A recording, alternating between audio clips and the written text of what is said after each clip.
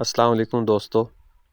ایک تو وادی سون کے یہ خوبصورت مناظر دیکھیں اور ساتھ میں حضرت واصف علی واصف کی کچھ سنہری باتیں آپ کی نظر پیش خدمت ہیں۔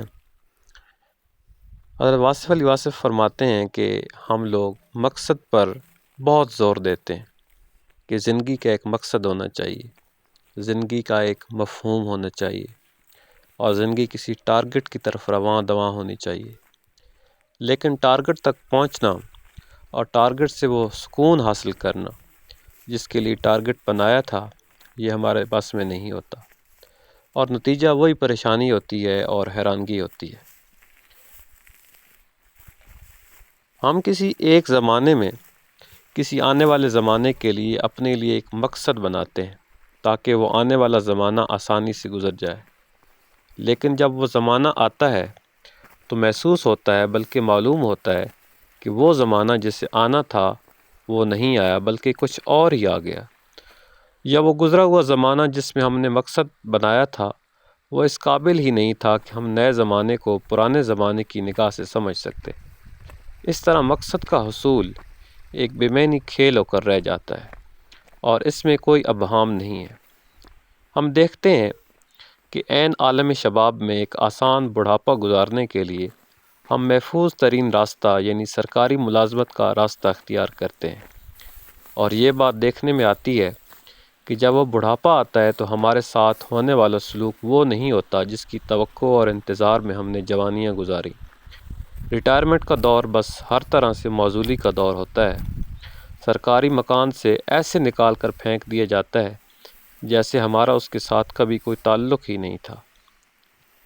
سرکاری نظام ایک سنگین ڈسپلن کے طور پر ہمیں کچل کر رکھ دیتا ہے، ہمارے اعضاء شل ہو چکے ہوتے ہیں، ہماری توانائیاں رانائیاں ختم ہو چکی ہوتی ہیں، پینشن سے گزر نہیں ہوتی اور ہم ایک تنگ گلی سے گزر کر بند گلی کا شکار ہو جاتے ہیں۔ نیا مکان بنا نہیں سکتے، پرانے میں رہ نہیں سکتے کیونکہ وہ سرکاری تھا۔ بچوں کے مسائل بدستور حل ہونے والے رہتے ہیں اور ہم سوچنے پر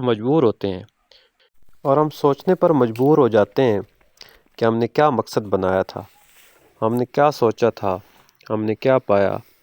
وہ جو دور سے خوبصورت نظر آ رہا تھا قریب سے اتنا بھیانک نکلا جیسے ہمارا چاند دور سے چاندنی دیتا ہے اور قریب جاؤ تو تاریک ہو جاتا ہے۔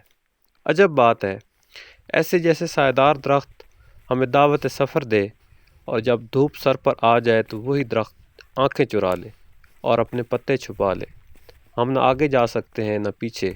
اب مواقع نہیں ہوتے کہ ہم دوبارہ کوئی مقصد بنا لیں، دوبارہ کوئی نیا راستہ بنا لیں، بس امیدیں حسرتیں بن جاتی ہیں۔ سرکاری درجات ہمارے لیے ایک بے مقصد اور بے معنی لفظ ہو کر رہ جاتے ہیں۔ ہماری انا بدستور افسرانہ رہتی ہے اور ہمارے حالات غریبانہ۔